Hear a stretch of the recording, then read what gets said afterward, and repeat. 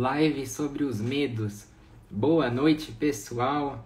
Hoje, quinta-feira, 12 de maio de 2022. Mais especificamente, a gente vai falar sobre os medos que te fazem perder e que você não considera. Seja todo mundo bem-vindo.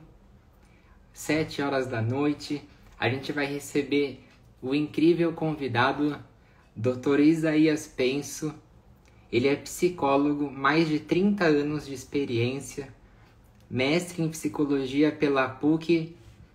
Ele tem especialização em psicologia pela Universidade Estatal de São Petersburgo, na Rússia.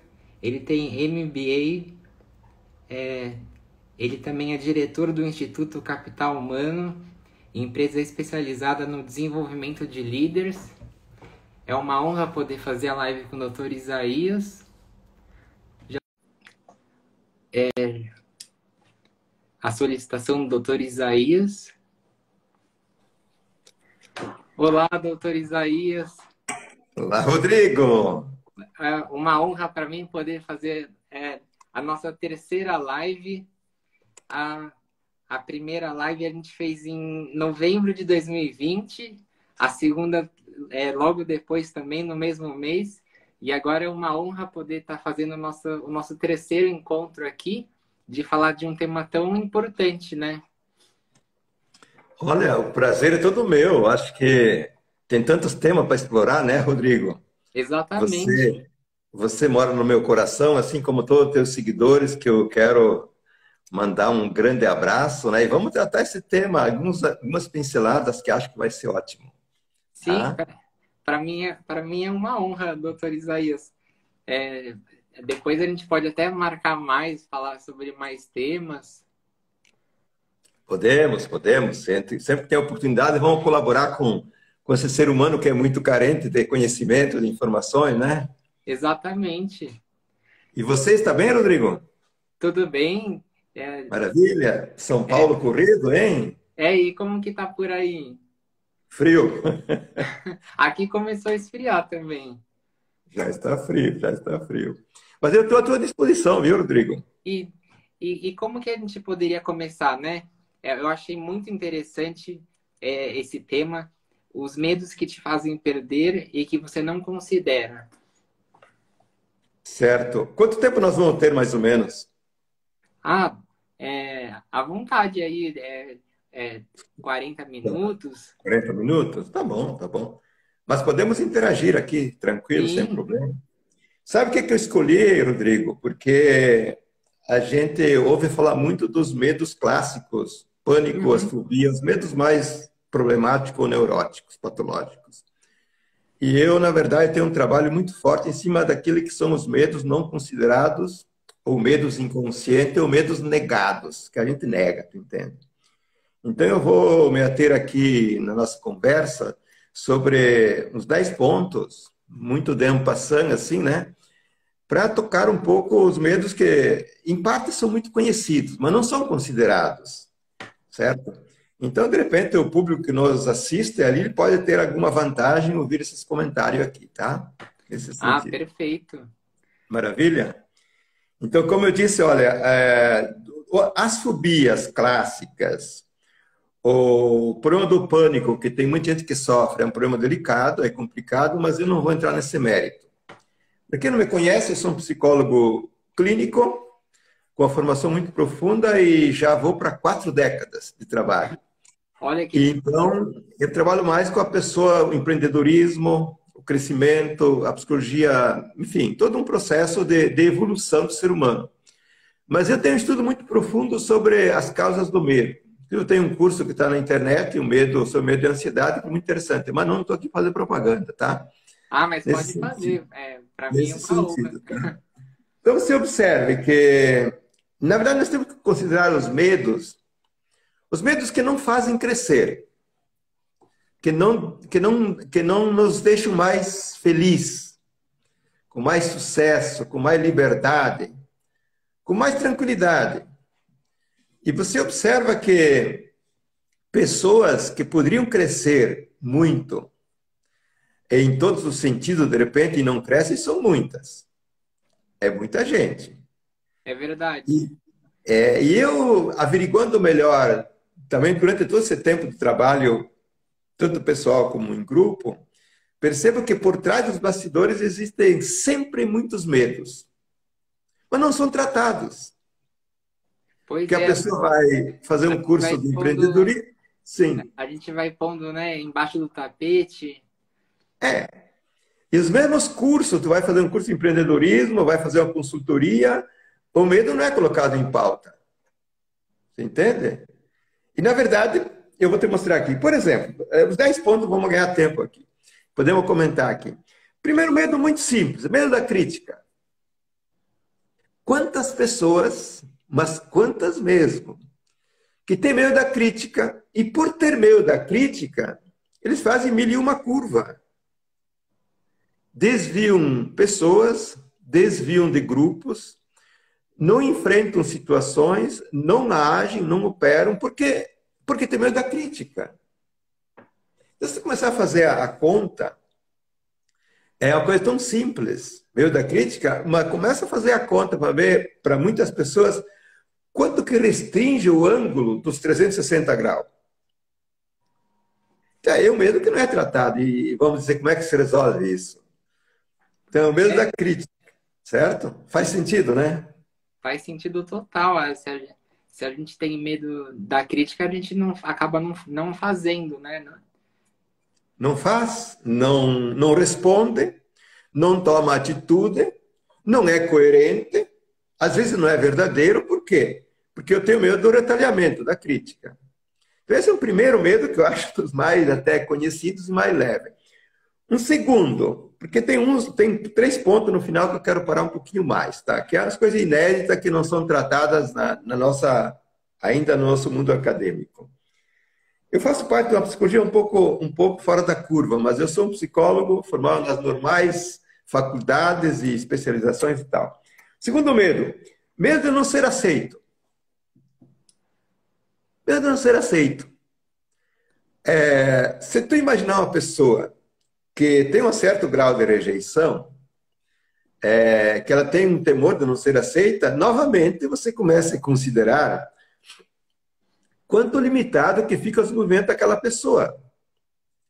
Ela só vai tratar com pessoas que aparentemente vão aceitá-la, ela só vai transitar com pessoas que ela se sente mais segura, ela vai se expor de um modo mais autêntico, onde ela sente que será reconhecida. Então, novamente, são elementos que reduzem extremamente o ângulo de operatividade, o ângulo de liberdade e o ângulo do próprio fazer. No mundo das relações, por exemplo, nas relações afetiva-amorosa, o medo de não ser aceito faz uma pessoa rastejar, concorda? Porque na medida em que digamos que eu gosto de uma pessoa, que eu amo uma pessoa, mas eu tenho o problema interno do medo de não ser aceito, eu posso progressivamente, de acordo com a circunstância e a conjuntura, começar a estender o tapete a todo minuto, rastejar, entende? Me dobrar, porque eu tenho medo de não ser aceito. Perfeito. Olha que legal aqui esse comentário da Pri que está assistindo a gente. Ela escreveu: eu rejeito por medo de ser rejeitada. É uma tática de defesa, né? Exatamente.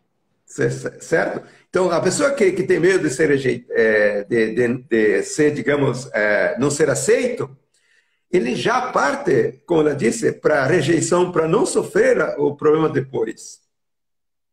Então, se nós considerarmos essas variáveis que estamos comentando aqui, de um modo mais global, total, nós vamos entender que são situações que causam muita redução no ser humano. A propósito, sabe qual é que é a definição de medo do latim?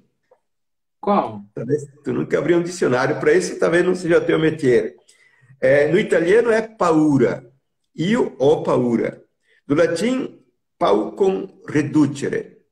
É reduzir-me a pouco. Entende? Então, eu, na verdade, diante de um sentimento de medo, de uma sensação, de uma emoção, eu me reduzo na minha personalidade quase a nada. Esse é o grande prejuízo, certo?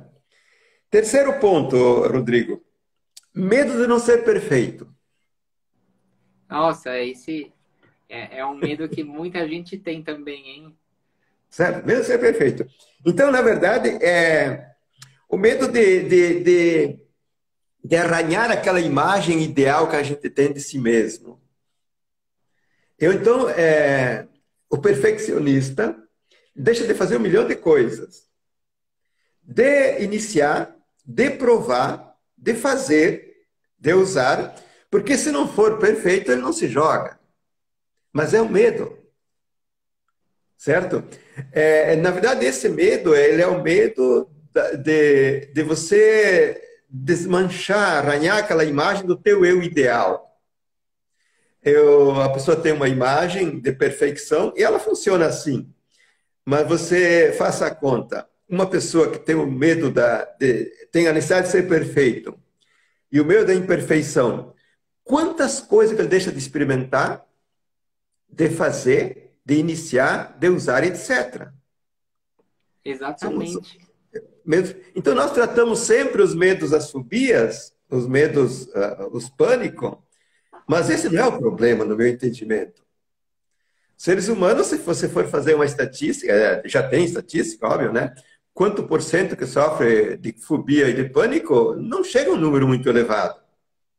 Agora, este que nós estamos tratando hoje aqui, pega de 70% a 80% das pessoas, no geral. Olha Certo? só, é muito maior do que a gente imagina. Muito maior, porque se pega os que eu vou tratar todos aqui, assim, falando do terceiro medo de arranhar o eu ideal.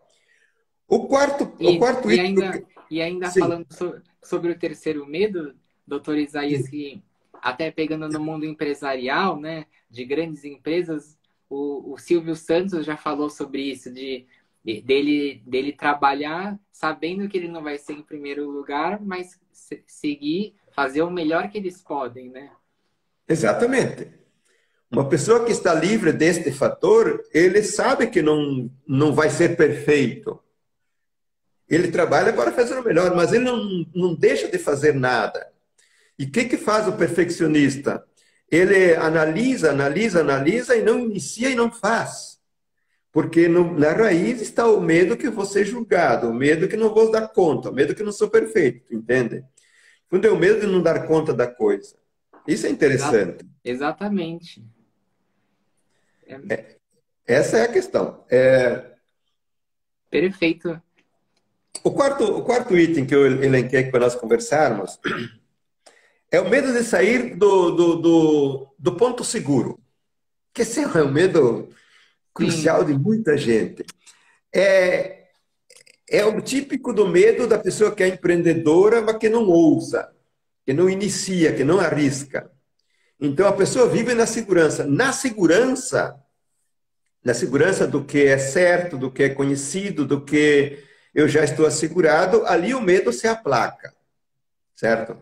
Mas, na verdade, a pessoa pode mutilar, cortar 70% da possibilidade da vida dela. Por quê? Porque ela vive num seguro, num conservadorismo. Eu passo que a natureza humana, a nossa natureza positiva, natural, normal, é ousar, é experimentar, é arriscar, é fazer, entende? Então, o medo de sair do que é seguro, que é o medo de arriscar, eu encontro com muita frequência no meu trabalho, porque eu trabalho com grupos, grupo de formação, o Voo da Águia, né? Que é uma escola sim. de formação, a pessoa que tem um grande potencial, ela tem conhecimento, ela tem cultura, tem preparo, mas ela não se arrisca. E veja, Rodrigo, que ao não arriscar-te naquilo que é o teu perfil, a tua, digamos, o teu core business, você frustra o teu potencial. A pessoa frustra a sua própria vocação. Eu falava isso numa aula minha agora de terça-feira. Então, a pessoa que tem potencial de ser empreendedor, porque tem muita gente que tem potencial para ser empreendedor e não para ser executivo, que elas não assumem esse potencial. E elas acabam progressivamente frustrando o seu projeto de vida e não vão ter os melhores resultados, porque não Exatamente. seguirem o fluxo da sua energia, da sua vitalidade. Né? Quantas pessoas não estão naquele emprego e querem sair, abrir o próprio negócio e acaba não tendo medo de se arriscar, de sair da zona de conforto, né? Do trabalho, Exatamente. do salário fixo e poderia ganhar muito mais, né? Exatamente. Eu falava, né, nessa aula de terça-feira que às vezes tu pega uma empresa que ela funciona como uma grande mãe, um grande pai. Aí eu me sinto seguro. Mas eu quero outra coisa. E o medo não me deixa eu arriscar. E no fundo, numa redução última, existe o medo e ponto. Aí pode disfarçar ele, maquiar ele, se defender de mil e um modos. Mas existe o medo. Existe o medo. Então, esse é o quarto ponto que está aqui. Eu, às vezes, tenho que me cuidar porque eu perco a noção do tempo aqui, né? Mas estamos Não, tranquilos, mas né? Estamos tranquilos. O quinto ponto é um medo muito interessante, que é o medo de ficar só. O medo de ficar só, de um lado, ele é uma coisa muito, digamos, justificado, né? Justificada essa questão, porque nós somos seres sociáveis, como seres humanos, nós somos realmente sociáveis, seres de sociedade, de convívio, de convivialidade. Mas olha, observa que as pessoas, quanto mais elas amadurecem, elas menos se preocupam com a solidão. Porque elas encontram a sua força, encontram a sua verdade, e as relações se tornam um pouco relativas. Elas podem ter algumas relações mais estáveis de amigos, ou relações amorosas ou parentais, mas elas não têm o problema do medo da solidão. Por quê? Porque, na verdade, elas não precisam, de um certo modo, em grande escala, porque elas se sentem asseguradas em si mesmas. Então, o processo evolutivo do ser humano, que eu trabalho muito com isso, é que a pessoa deve assegurar-se na sua própria força, manter todas as relações necessárias, obviamente, mas elas vão se dar conta que quanto mais elas evoluem, menos necessidade ela tem de ter muita gente ao redor. olha que legal isso. Esse é o mundo dos sábios. O sábio, isso tem descrições incríveis, os grandes mestres também, no final das contas, eles gostam de ficar na sua solidão solar. Mas deve ser um processo muito trabalhoso, né, para chegar nesse nível. É um processo evolutivo, diria natural, mas é um processo que a pessoa precisa encontrar a sua autenticidade. Se nós, digamos, continuarmos dentro dos nossos estereótipos, nossos complexos, nossa mente é um pouco conturbada, então se justifica também o medo da solidão, até neurótico, certo? Porque, na verdade, o medo da solidão, sabe, no fundo, tem um grande autor da psicanálise, que é o Otto Rankin, da psicanálise clássica, que ele tem todo um tratado em cima do medo da separação, que é a separação, o trauma do nascimento. Quer dizer, o medo da solidão, no fundo, não deixa de ser um medo de separar-se do clã afetivo familiar. Não foi bem superado isso. Não foi bem elaborado. Então, eu tenho medo de separar-me, portanto, tenho medo de ficar sozinho. Porque eu não aprendi, não fiz o exercício de ficar sozinho. Sabe o que eu coloco para meus clientes? Que interessante, doutor Isaías. É quase que uma coisa muito infantil, então, né? Lá, desde o até maternal, né? Não é nem infantil, né? Eu diria imatura. Imatura. Acaba o termo infantil. Sabe o que eu digo para os meus clientes? Eu trabalho instigando para que eles cresçam. Muitas vezes a pessoa sai da família e entra no casamento, né? Que é um pouco um fato normal. Ele nunca tirou férias na vida para saber o que é viver sozinho. Sabe o que é você saber o que é viver sozinho? O Jô Soares tem uma coisa muito interessante, é uma frase que ele cunhou há muito tempo. Que quem quiser dar certo na vida a dois tem que saber viver sozinho. Exatamente, né? Certo? Primeiro a gente tem que cuidar da gente para poder cuidar do outro. Então veja que o medo da solidão, o medo de ficar só, é um problema a ser resolvido com o crescimento, com a maturação, com o sucesso. A pessoa que tem sucesso na sua área profissional, no seu trabalho, na sua arte, nas suas coisas, progressivamente ele não se preocupa com a solidão, certo? Que é a maturidade, no final das contas. Existe um velho ditado que diz o seguinte, ó, que quando você vai acertar as contas com o velhinho lá em cima, você vai chegar lá sozinho. É exatamente, né? Não vai chegar acasalado, não vai chegar com um grupo. E ele, vamos falar assim, metaforicamente, ele vai te perguntar o que você fez com a tua vida, não é o que você fez com os outros. Mas esse é um medo interessante, e ele comanda muitas coisas do jogo, tu entende? E, Então, a e pessoa... é, Sim, olha que interessante aqui. A Natália Morbi falou, mas nós não nascemos para ficar, para viver em grupo. E eu até lembrei que o ser humano, é, desde o Homo sapiens, assim, eles tinham que viver em grupo para poder sobreviver, para poder ir evoluindo, né? Então sim. é uma coisa que tem que realmente trabalhar bem para superar isso, né? A Natália que fez a colocação, deixa me fazer entender. Eu disse no início que nós somos seres, por natureza, sociáveis, de convívio. Isso é natural no ser humano. Nós precisamos das relações, do convívio. Agora, o medo da solidão é uma outra coisa, Exatamente. certo? É outra coisa. Uma coisa é você ter mil e uma relação sadia, viver em sociedade, viver em grupo. Outra coisa, você tem medo de ficar sozinho. Outra coisa diferente. Então, Exatamente. aqui, estou trazendo a questão Perfeito. das pessoas que têm medo de ficar sozinho. Que isso não é bom. Olha, é um problema, porque a pessoa sofre, tu entende? E ela pode até fazer um negócio que é inadequado, ficar mal acompanhado do que ficar sozinho. Sabe aquela velha frase? Melhor sozinho do que mal acompanhado? Conhece, Sim, né? conheço. Bom, cada um que faça a conta. É melhor sozinho numa boa ou mal acompanhado? Eu não sei. Aí Mas vai se, de. se me perguntarem para mim, eu respondo, não, prefiro sozinho do que mal acompanhado.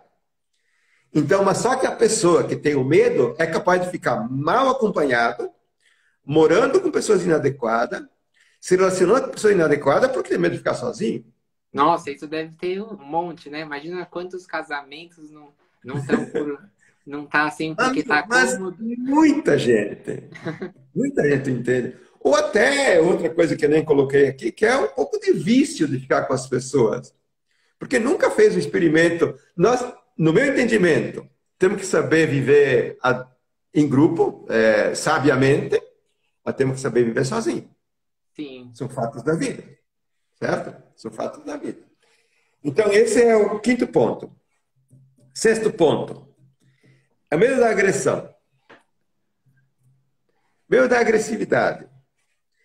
Sabe que, por muitas razões, que não vem ao caso, não temos tempo aqui, da nossa infância, da nossa família, das nossas primeiras experiências, agressões sofridas ou agressões ameaçadas, então nós armazenamos o medo da agressividade dos outros, que é um medo anormal, de um certo modo. Porque, claro que a agressividade é sempre problemático, ser agredido, ok? Mas o medo de ser agredido, inclusive, ele instiga a pessoa a te agredir. Olha que Vocês interessante. entendem?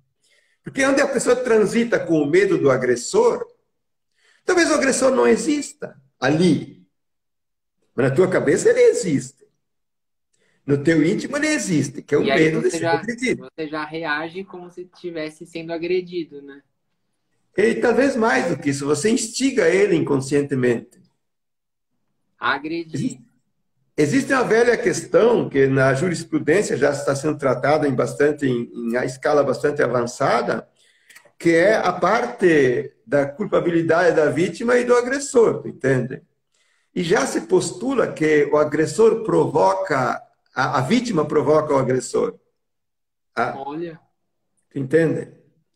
No mundo sadomasoquista, por exemplo, e aí tem especialista ele nesse campo, quase sempre é o masoquista que instiga o sádico, certo?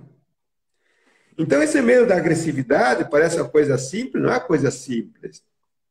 Porque eu tenho encontrado o seguinte case, Rodrigo. Pessoas que têm esse medo, que estão sempre com o pé atrás, elas sofrem muitas agressões. E tem muitos conflitos com as outras pessoas. Então, observa que aquilo é exatamente aquilo que elas temem, que elas querem evitar, é aquilo que fazem acontecer. Esses são os fatos que eu constato ao longo das décadas. Então, o medo da agressão é um medo muito interessante. Aí tu tem um funcionário, por exemplo, numa empresa, que sempre é perseguido ou é agredido. Tem uma pessoa na equipe que sempre sofre os retaliamentos. Mas se a gente for ver mais de perto, de um modo silencioso, de um modo oculto, inconscientemente, pode estar instigando para que isso aconteça. Certo? São fatos Olha, muito muito interessantes. interessante. Ó, aqui o Wilson falou o seguinte: a agressão não é uma autodefesa, como nos animais? Não, existem dois níveis da agressividade. Como é que é o nome dele ali? É, Wilson. Wilson. Existem dois níveis de agressividade muito conhecidos. Existe a agressividade da defesa legítima, que é a lei da vida, onde, como os animais, eu me defendo sempre que é necessário. Existe a agressividade secundária, que o nosso velho Freud tratou adequadamente, que é uma agressividade que não há necessidade de se defender, ela é uma outra composição. Certo? Então, nós temos a agressividade legítima, natural, como defesa do nosso ser. Isso é um fato positivo. Esse não é o medo, esse é um fato natural. Agora, existe a agressividade, que eu carrego dentro, o medo de ser agredido. É outra coisa. É bem diferente. São pontos específicos, certo? E olha, as pessoas que têm medo de ser agredidas são muitas. E tem outra que eu vou colocar junto aqui, porque faz parte da mesma vertente. Olha aqui, ó. Medo de agredir. Olha, Medo de agredir. Eu já tive a oportunidade de assistir alguns cases nas minhas viagens de formação internacional, onde eu vi um mestre tratar uma pessoa que ele era muito forte fisicamente e ele tinha um comportamento muito dócil, muito amável, muito benevolente, muito serviçal. E sabe o que acontece com você? Você, porque tu tem uma força exagerada, você tem medo de agredir as pessoas. Certo? É como se fosse um medo inconsciente. Muito estranho, isso aqui é muito sofisticado, certo? O medo de que eu possa, na verdade, ter alguma descontrole e atacar. E como ele era um cara de 2 metros de altura, um armário, então ele carregava esse elemento no seu inconsciente de um medo de agredir os outros. E note um detalhe aqui muito interessante. Quem tem uma certa agressividade interna, agressividade introvertida, que é geralmente aquela agressividade que faz acontecer as neoplasias, os cânceres, de modo oculto, ele tem medo de agredir. Porque ele é agressivo. Entende? Então, muitos casos, eles têm já o gatilho de agredir. Certo? Mas em muitos casos ele tem a agressividade latente, mas tem medo de partir para a agressão. Note que são elementos internos do medo que fazem um barulho muito grande. Muito grande. sim, E eu analisei muito isso por todos interessante. os anos. Sim. Muito interessante esse medo de agredir. É interessante. Porque, observa que uma pessoa que está tranquila, que não tem, digamos, repressões internas, não tem agressividades recolhidas, não tem autoagressões, ela lida com as coisas de um modo normal. E se tiver que ser dura, ela é dura. E se tivesse que se defender com agressividade primária positiva, ela se defende. Mas estou falando de outra coisa. É um cara que tem um núcleo agressivo e que ele sabe que a qualquer momento ele pode fazer besteira. Certo? E aí fica com medo. Certo? Então esse, na verdade, é o 7º elemento. Agora veja os elementos que eu quero comentar aqui, que eu falei que são 3 elementos. Como é que estamos no nosso horário, Rodrigo? Ah, estamos tranquilos. Aqui estamos. São 7h30, mas se você Tá. quiser, a gente fica. Não, tranquilo. Tem os 3 pontos mais importantes que eu quero conversar. Depois, se você quiser abrir para pergunta, você pode responder pergunta ao teu povo aí, tá? Ah, legal, ótimo. Quem quiser conhecer mais do meu trabalho, entra no meu Instagram, eu dou uma aula por semana, toda terça-feira às 20h33, uma aula de 30 minutos, sempre muito científica, muito forte. Sim, sim, Muito eu forte. recomendo, eu adoro, É, adoro as suas é um aulas. prazer ter você nas aulas, tá? Sim, Observem 3 pontos aqui. Existe um medo que talvez envolva tudo isso que nós falamos, que é o medo de assumir a própria vida. Esse é sério. Medo de assumir a vida no sentido de empreender, de ser autônomo, de ser livre, de fazer o que tem que ser feito. E olha aqui, ó, com todo o respeito às mulheres, que eu fiz durante 12 anos, grupo só de mulheres, o mundo feminino sofre um pouco mais do que o mundo masculino desse medo aqui. Medo de assumir a vida por conta própria. É medo. É muito forte e ele é muito velado. Ele é muito camuflado. E este medo de assumir a vida por conta própria, sabe o que é? Você pegar a tua vida nas tuas mãos. É comigo. Fazer a gestão, gerenciar, fazer tudo que tem que ser feito, certo? Não é tão simples. Nós somos um ponto força muito grande, cada um tem o seu ponto força. A sua essência é fortíssima. Ela precisa de um eu que a dirija com maestria. Porque quem manda no jogo não é o meu eu consciente, é a minha essência, é o meu ser, certo? Ele quer ir por uma estrada, ele quer ir por outra, ele quer ter uma iniciativa, ele quer tudo quanto é coisa, certo?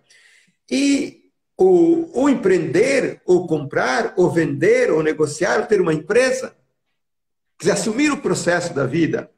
Então, muita gente, um percentual muito grande, que ficam reduzidos na vida porque não assumem a própria vida. Medo. E aí alguém arruma uma fuga com uma doença, outro arruma uma fuga com a gravidez, outro tem uma oportunidade de ser promovido, ele arruma uma desculpa, certo? sim, muito interessante esse arrumar uma desculpa como uma doença que muita gente não sabe, mas às vezes a doença acaba sendo um jeito de torto de Uma se defesa, defender, né? uma defesa. Ou tire a promoção e ele briga com o patrão. Então, observa que ficar no casulo da segurança, no casulo do já conhecido, de não assumir a liderança que a pessoa tem, é cômodo. E a comodidade é um instrumento do medo. É um álibi, tu entende? Cômodo. Mas eu instigo muito as pessoas têm que assumir o seu projeto, assumir o seu ou empreendedorismo interno numa empresa, ou empreendedorismo externo. Elas precisam fazer um esforço muito grande para assumir a gestão da própria vida pelo modo como a vida exige, certo? E aí nós ganhamos realmente infinitamente mais nesse sentido, porque a nossa vida quer uma resposta, Rodrigo. Não é a sociedade, não é os pais. A nossa vida quer uma resposta. E nós precisamos dar essa resposta. E esse medo de, não assumir, de assumir a vida, ele pode criar grandes complicações. Inclusive frustrações que a longo tempo podem custar demais, tá?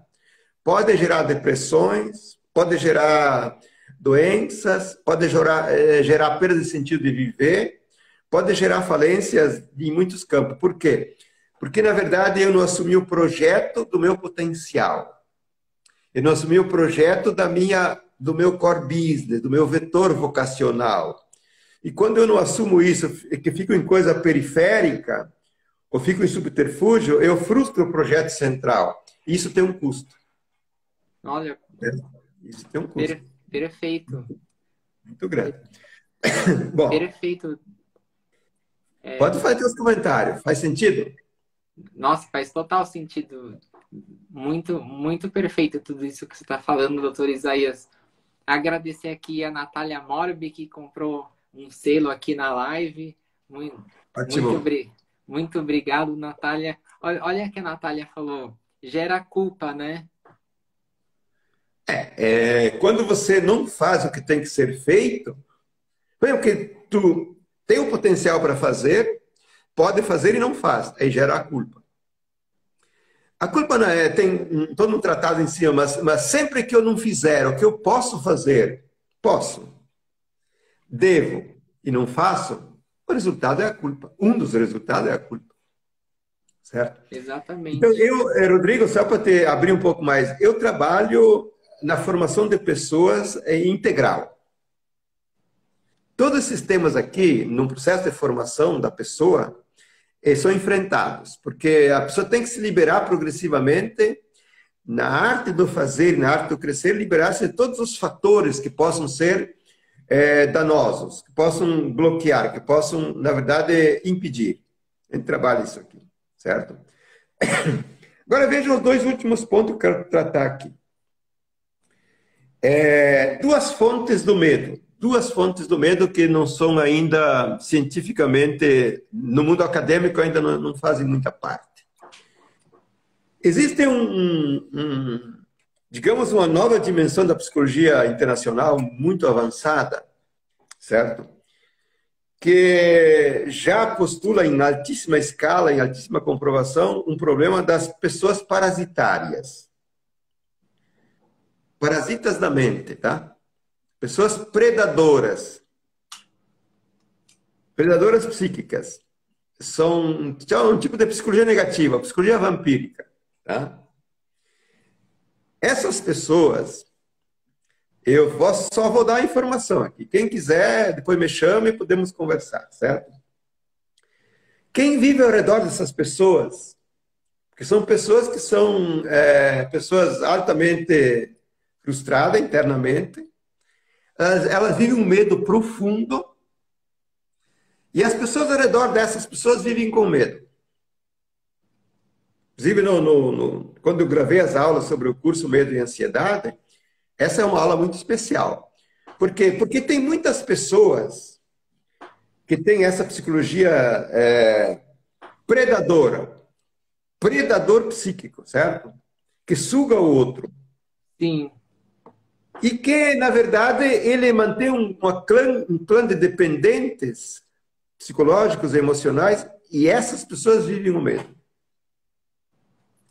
Elas vivem quase todos esses medos que nós falamos aqui. Ó, Natália, Então, aqui antes agradecer a Samira que entrou aqui com a gente. A Natália falou aqui, complementando o que você está falando, reação de codependência. certo, eu diria codependência. E eu poderia dizer que, em outros termos, também se pode tratar de uma ação de cumplicidade com uma situação patológica. Mas tudo isso é um processo inconsciente. Tá? Sim, exatamente. Então, observe, Rodrigo, quantas pessoas que eu encontrei e encontro têm um medo clássico, medo quase de tudo. E eu vou ver, por trás dos bastidores, com quem que eles estão convivendo, ou com que pessoas que estão mais ou menos vinculadas. Quase sempre eu encontro uma situação dessa que eu estou falando aqui, que pode gerar medo para muitas pessoas. Tá? E se você considerar que esses predadores que eu falo, que é uma psicologia hoje já conhecidíssima, tá? Mas não dentro dos clássicos ainda da nossa psicologia convencional, que em cada canto existe um, certo? Então você pode imaginar, em muitas famílias existe, em muitos clãs familiares existe isso aqui, pode imaginar que o mundo está povoado desses polos que geram essa situação, certo? Basta você desconectar e identificar essa conexão semântica, tá? Energética, e desconectar a pessoa que em menos de 2 meses os medos dela terminam. Olha. Tá? Isso são experimentos muito sérios feitos há décadas já no mundo. Se tu localiza qual é que é o mandante do medo, certo? Porque temos que ter uma novidade científica que é a comunicação psíquica semântica, tá? Quem que é o mandante do medo? Quem que emana uma informática inconsciente, invisível, sem ele saber e sem querer, tá? Isso é um fato. Você localiza este polo, essa acoplagem, e tu, terapeuticamente, didaticamente, tecnicamente, faz a solução, aquele que sofria do medo, eu te disse, em menos de 2 meses, ele termina os medos dele. Olha que demais. É incrível isso aqui. E eu já tenho experiência, ó, nesse campo. E, infelizmente, eu posso falar tranquilamente da nossa psicologia acadêmica convencional, porque eu sou um psicólogo formado nela. Nós estamos longe, Rodrigo, de longe. Às vezes eu assisto os psiquiatras com você ali, assisto psicólogos, com toda a boa vontade do mundo, pessoas excelentes, mas nós temos um problema científico. A psicologia precisa evoluir, precisa caminhar muito mais, e já tem hoje no mundo furos incríveis, certo? Sérios, científicos. E o último ponto também dessas fontes do medo, lá no curso Medo e Ansiedade, eu dou 8 fontes do medo, 8. Que existe, na verdade, a descoberta de um mecanismo que opera no cérebro humano, descoberta científica muito dura, muito séria, que o primeiro efeito é uma manipulação mental, tá? Que entra todos os pensamentos repetitivos, obsessivos, toda essa bagunça mental. Que inclusive o grande psiquiatra, o Cury, ele cunha como mente acelerada, pensamento acelerado, certo? Mas se ele me ouvir, eu tranquilamente converso com ele. Ele ainda não sabe a raiz do problema. Tem N livros escritos, o mais lido do mundo, certo? Então, a raiz de todos os medos, agora te dou aqui o ponto, a raiz de todos os medos, de todos, está nesse mecanismo que manipula o cérebro humano. E que talvez nem humano seja. Tá? Como assim? Pode ser extraterrestre. Tá? Pode ser. Quem estiver me ouvindo e tiver alguma arrepiar o cabelo, não, eu existo, pode me chamar. Eu tenho material de sobra, que não circula na faculdade e nem na livraria. De sobra eu tenho. Tá?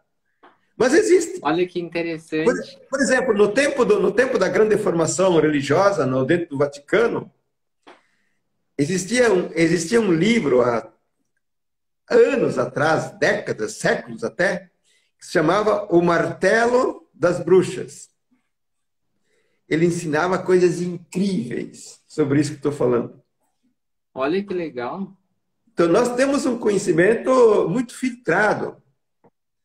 Que só para você ter uma ideia aqui, com todo o meu corpus religioso, que eu também fiz parte da religião católica e tenho minha... Entende? A Bíblia, existiam sérios livros, existiam 80 e poucos livros. E foram selecionados só 4 ou 5 para a Bíblia. E os outros não eram compatíveis com algumas variáveis do dogma, não foram selecionados. Quero dizer que existem materiais muito interessantes, muito, muito, muito sérios, que o que eu estou falando é normal. É normal. Olha. Entende? Nós temos que abrir o horizonte, certo?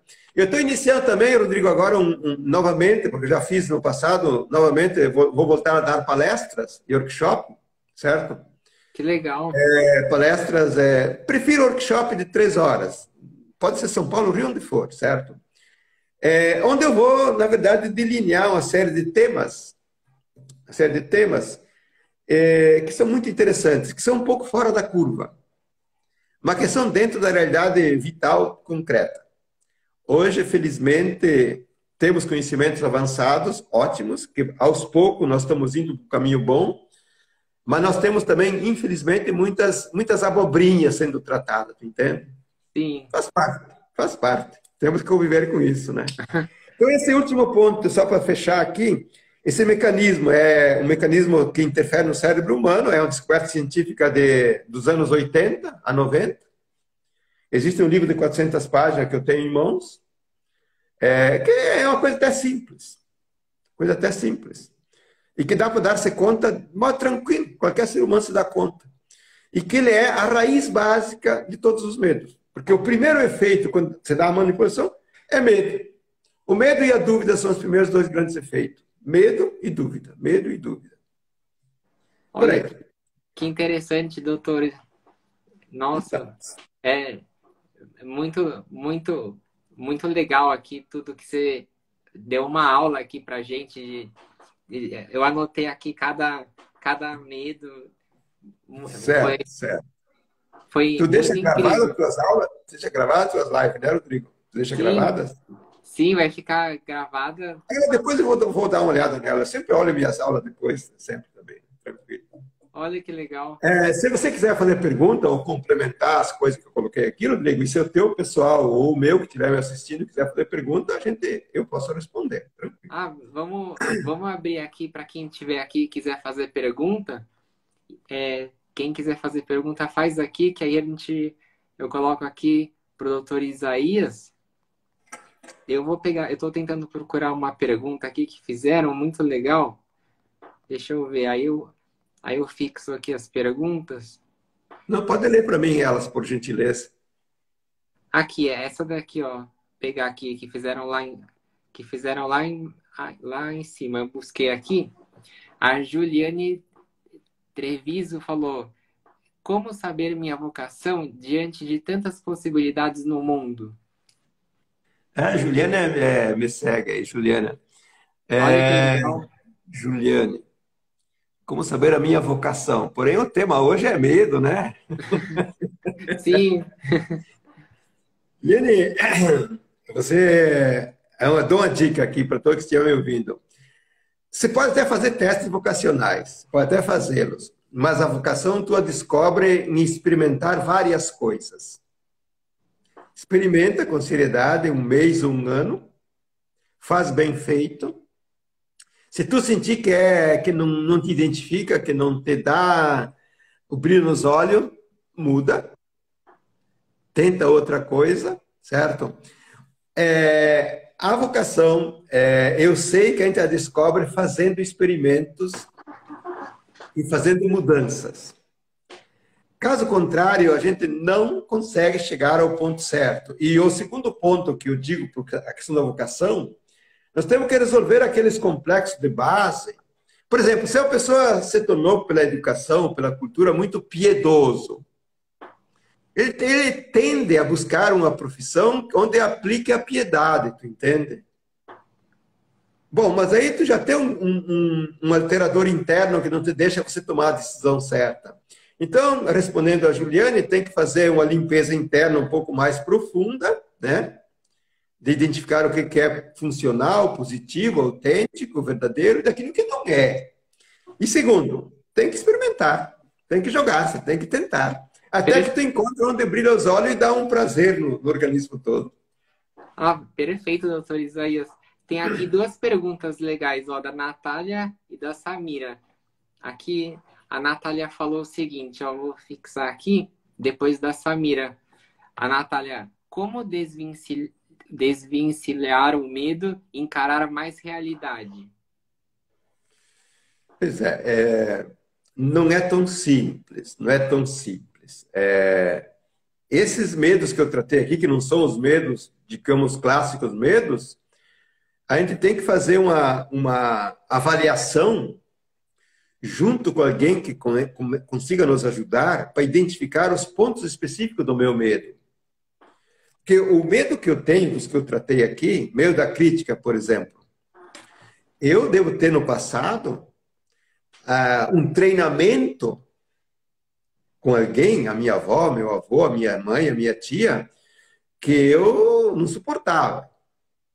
E isso enroscou o CD, tu entende? Como que não é um ponto traumático, é um treinamento feito ao longo de uma década ou de duas. Então é preciso, na verdade, para realmente erradicar o medo, é preciso localizar o ponto fundamental de onde se instituiu o programa do medo e reconhecê-lo e desativá-lo. O medo, por exemplo, de sair da segurança. Sim. Olha, se eu fui criado numa cultura familiar que prezava só pela segurança e tudo tinha que ser seguro, bom, mas a minha essência não é insegura. Eu tenho que me desfazer dessa roupagem, desta informática, desta programação. E esse é um trabalho terapêutico que eu geralmente, quando eu trato essas situações, eu faço algumas sessões, meia dúzia de sessões, com uma pessoa, não é um contrato curto, porque a gente localiza exatamente os pontos e a gente possa, na verdade, dar a consciência exata para que a pessoa possa progressivamente expelir aquele resíduo e desativar aquele comportamento, que é um gatilho, na verdade, que gera o bloqueio e o medo. Entende? Então, eu não vejo um caminho de dar uma receita para uma pessoa, porque há um problema interno armazenado, você entende? Sim. Aprofundando mais ainda, no trabalho deveria ser feito é buscar o específico do histórico da pessoa, o específico, de com quem que ela treinou isso.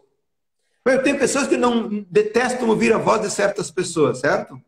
Certo. Não suportam. Mas porque, na verdade, elas têm um registro interno de uma voz antiga que elas não suportavam. Só que agora faz parte do teu processo aqui. Então tem que localizar a coisa para desmanchar o nó. Entende? Essa é a resposta que eu dou para a Natália. Fica um pouco incompleta, mas não se pode ir mais além do que isso. Incompleta nada. E doutor Isaías, aqui, ó. Vamos pegar aqui a última pergunta, porque o tempo passa voando aqui com as lives certo. com você. A Samira perguntou: quando descobrimos a raiz do medo, ele some ou temos que trabalhar na causa? Quando você descobre a raiz do medo, e tu te dá conta exatamente que foi aquela conjuntura, aqueles fatores, aquela relação que gerou o medo, eu tenho que entender isso, tomar consciência e tenho que desarticular um processo que eu já venho fazendo. Porque está automatizado em mim já. Virou um hábito, virou um vício, virou um gatilho automático. Então, são dois passos. Eu tenho que encontrar com uma pessoa que saiba me localizar o ponto, localizar, ter a consciência, que se fala muito em psicoterapia, a consciência do fato, mas não basta. Não basta. Talvez esse tenha sido o erro da psicanálise clássica. Pensar que dar a consciência basta. Não precisa dar a consciência e é preciso que a pessoa agora desarticule, desaloje. Já um viciamento, um procedimento já automatizado. Então, é como se eu disser, eu descredencio uma motivação de fazer daquele modo. Não, mas não vou fazer isso. Já sei, entende? Eu descredencio uma motivação, porque é um impulso a fazer conforme o antigo. Então, eu tenho que ter a consciência e descredenciar. Sabe quando você descredencia um cliente? Descredenciei, ele não está mais credenciado. Se eu descredencio o medo, que eu descredencio o comportamento que eu ajo pro medo, eu termino com o medo. Tranquilo. Olha, legal? Perfeito. Que aula, doutor Isaías. Adorei demais nossa live. Vamos marcar outras depois com outros temas. Para mim vai ser uma honra. Se tiver agenda, eu ando meio corrido sempre, mas quem sabe no futuro próximo a gente faça mais alguma coisa, tá? Sim, exatamente. Eu agradeço a você demais, digo pela gentileza, por ter acolhido também essa oportunidade, que para mim é uma oportunidade, né? E os que me seguiram, os que nos ouviram aqui, também de coração, vai o meu grande abraço, né? E quem quiser me achar, me achem por aí para conversar no direct, tá? Perfeito. Adorei, doutor Isaías. Legal? Muito obrigado, boa noite. E todo mundo que está assistindo aqui. Um grande abraço a você de coração, Rodrigo. Te agradeço demais, tá? Eu que agradeço. Eu adorei aqui. Uma aula para todos nós. Ó, todo mundo falando aqui gostou aqui. A Natália, a Márcia Ramos, a Geralda, o Wilson. Todo mundo aqui adorou. Agradeço a todos, de coração mesmo, tá? Agradeço. E se eu tiver a oportunidade de conversarmos futuramente, a gente conversa novamente, tá, Rodrigo? Sim, vai ser um prazer. Muito obrigado. Tchau, tchau. Um grande abraço. Abraço.